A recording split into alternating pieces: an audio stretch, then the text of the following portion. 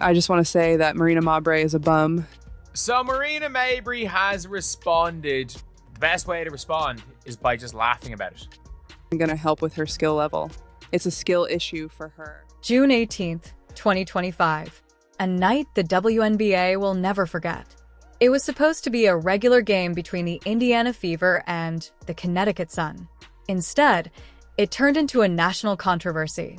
One that left Caitlin Clark injured, Marina Mabrey suspended, and Jacy Sheldon silent as the storm raged around her.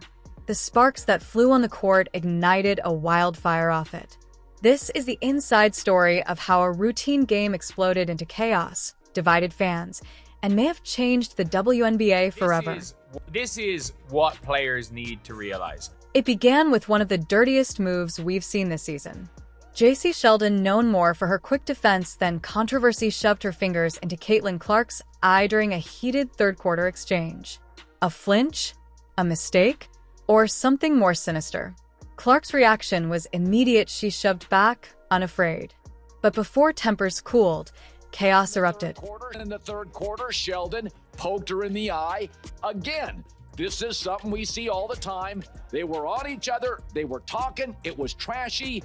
The superstar like MJ, unstoppable. As if things couldn't get worse, Marina Mabrey escalated it. During a dead ball. Not during play. Not in the heat of competition. But when everyone should have been calming down, she charged Clark and delivered a full-body hit. Clark fell to the floor. The arena?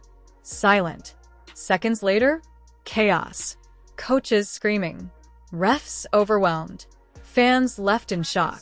A fracas occurred in the fourth quarter, it took, the referees like 10 minutes to decide what to do. They ended up ejecting a bunch of players. This is the reason why we haven't seen Caitlin at 100%. We haven't seen her as quick as we saw her last season. Technical fouls were tossed out like confetti. One to Mabrey, one to Clark. Even Tina Charles, caught up in the scuffle, got a tech. Sheldon received a flagrant one. But Mabrey? Inexplicably, just a technical. No ejection. No flagrant. That baffling call infuriated analysts and fans. I just want to say that Marina Mabrey is a bum, and I own her. She shoved me like that was going to change the score. Next time, try guarding me instead of throwing tantrums. While the league stayed silent, Marina Mabrey went live. Not to apologize, but to attack. She called critics delusional, said they belonged in psychiatric wards, and defended Jacy Sheldon without hesitation. Her quote? "Dead if I do, dead if I don't." This is the reason why we haven't seen Caitlin at 100%. We haven't seen her as quick as we saw her last season. Jacy Sheldon, meanwhile, said nothing. Not a tweet. Not a post-game comment. Her silence spoke louder than any words. Was she avoiding accountability or just letting the storm pass? That question alone sent fans into frenzy. Many called for suspensions. Some wanted lifetime bans. Others, mostly from opposing fan bases, stood by her. Marina Mabrey has responded to the to everything that's going on in my opinion, the best way possible. The fallout? Instant. Social media exploded. Hashtags like #NoSpaceForHate trended alongside memes mocking the league's lack of control. A $400 fine was handed to Mabrey. Sheldon's flagrant stayed, but neither was suspended until the pressure reached a boiling point. Probably the best way to respond. I mean that, the best way to respond. Clark, the league's biggest draw, sat out 2 weeks with a mild concussion and eye trauma. Her silence, much like Sheldon's, was strategic, but her fans were loud and relentless. They flooded the WNBA with demands: protect your stars or lose them. One viral comment said it best: "You don't let Jordan get assaulted and just move on. You defend him." You're never going to survive in the world of sport. Enter Sophie Cunningham, a name that's been polarizing this entire season. But when Clark went down, Cunningham stood tall, taking hard fouls, even getting fined herself just for protecting her teammate. Some called it excessive. Others called it loyalty. Either way, she refused to apologize. Laughing about it. Pretending that it doesn't bother. Even league vets like Brianna Stewart stepped in. At her press conference, Stewart warned, "This isn't toughness. This is recklessness." Her voice, respected across the sport, amplified the divide. The WNBA's long-standing problem with inconsistent punishment had reached a breaking point. You're never going to survive. You're never going to survive in sport, in the world of sport, especially when your sport is relevant now in the world of sport and social media. Ironically, all this happened while the league was launching its new campaign, No Space for Hate. But critics say the campaign rang hollow, because when hate showed up on the court, the league turned away until the public forced their hand. A delayed suspension isn't justice. It's damage control. You are never going to survive if you don't have that type of an attitude. Caitlin Clark isn't just a player, she's the brand. She sells jerseys. She fills arenas. She brings in broadcast dollars. But if the WNBA can't protect its biggest star, it risks losing everything she's built. This wasn't about one play. This was about the future of the sport and how the league responded when tested. Really don't want this to go to that extreme level where now people are saying just crazy things, because this has been around in the WNBA for a long time. It's a really aggressive sport. This scandal isn't over, not by a long shot. With upcoming rematches and All-Star Weekend looming, tensions remain high. Will Mabrey and Sheldon face further scrutiny? Will Clark speak out or walk away? And how many more hits can the WNBA's credibility take before it shatters? Officials give a tech to Sheldon for poking. You've heard the story. You've seen the footage. Now the question is yours: was the league's response enough? Or has the WNBA shown it's unprepared to handle its own firestorm? Comment below, like, and subscribe for exclusive updates on the drama that's reshaping women's basketball. It's been physical. It's been physical since its inception. These women are ball players, and they play the game like ball players play the game. And that requires, at times, being physical. Sometimes there are moments where you feel like the physicality is unwarranted. June 18th, 2025. A night the WNBA would rather forget, but the fans never will.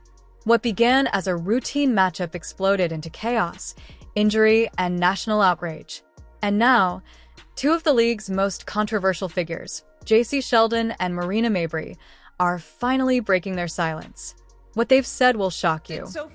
Did Sophie Cunningham take it a little bit too far? Yeah. And the All-Star game tonight, just from this one play, because she was standing on business. It wasn't a dirty play. It was an intentional foul, and it was meant to send a message. It started with what looked like a heated defensive exchange until Sheldon jabbed Caitlin Clark in the eye. A moment later, during a dead ball, Marina Mabrey delivered a body check that sent Clark sprawling. And just like that, everything changed. The WNBA proudly announced their latest initiative, No Space for Hate. No Space for Hate. Fans erupted. Commentators were stunned. And on social media, the hashtags Ban Mabrey and Justice for Clark were trending worldwide. The WNBA responded with technical fouls, fines, and confusion, but critics say it was too little, too late. And the officials give a tech to Sheldon for poking Clark. What made it worse?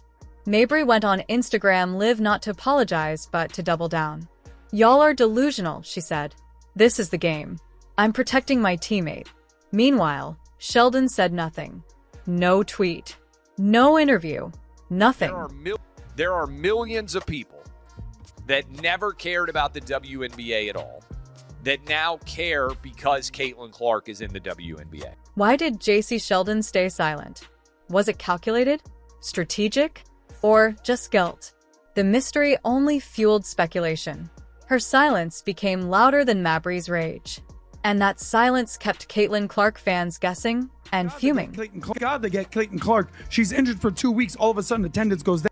For 2 weeks, Clark was benched. The league suffered. Viewership dipped. Ticket sales slumped. One ESPN analyst put it bluntly, "No Caitlin, no crowd."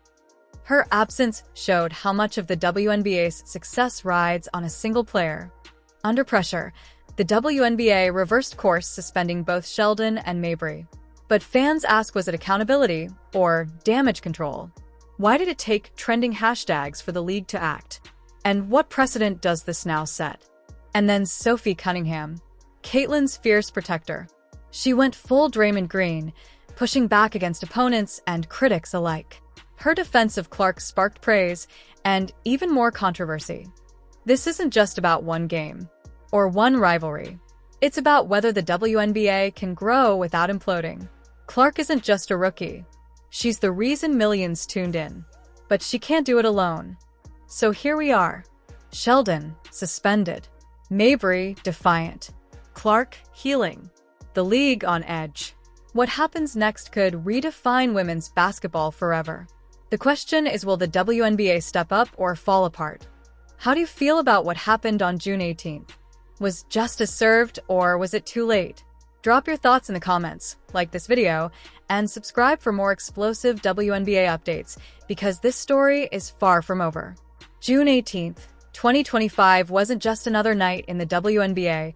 It became a landmark moment that shook the very foundation of the league, igniting a firestorm of outrage, injury, and questions the league has yet to fully answer. What started as a standard matchup between Indiana Fever and the Connecticut Sun spiraled into one of the most controversial and emotional flashpoints in recent WNBA history, placing stars like Caitlin Clark, Jacy Sheldon, and Marina Mabrey at the center of a storm they may never fully escape from. It began with a heated on-court exchange, and by the third quarter, the game had moved far beyond basketball, turning into a spectacle of chaos, aggression, and national debate. Jacy Sheldon, playing suffocating defense, jabbed Clark directly in the eye, not a minor incident, but a painful and visibly disruptive moment that stunned fans and commentators alike. As Clark stumbled, wiping her eye and blinking in pain, the cameras caught every second, and within minutes the footage had gone viral. But the chaos didn't end there. Marina Mabrey, in a moment that would come to define the night, body-checked Caitlin Clark during a dead ball, a full-force slam that dropped the league's biggest star to the hardwood. The crowd gasped, players jumped off the bench, referees hesitated, and the internet exploded. The hashtags #BanMabrey and #JusticeForClark dominated Twitter, and commentators, athletes, and analysts across networks called it everything from reckless to a disgrace. Yet the WNBA's response was sluggish. Fines were issued, $400 here, a flagrant there, but no immediate suspensions. To many, it looked like the league was protecting itself, not its players, especially not its rising superstar Caitlin Clark, whose mere presence has elevated ticket sales, brought record-breaking TV ratings, and put the WNBA on the map in ways unseen since the days of Lisa Leslie and Diana Taurasi. Then came the silence, or lack thereof. Marina Mabrey didn't apologize. She didn't back down.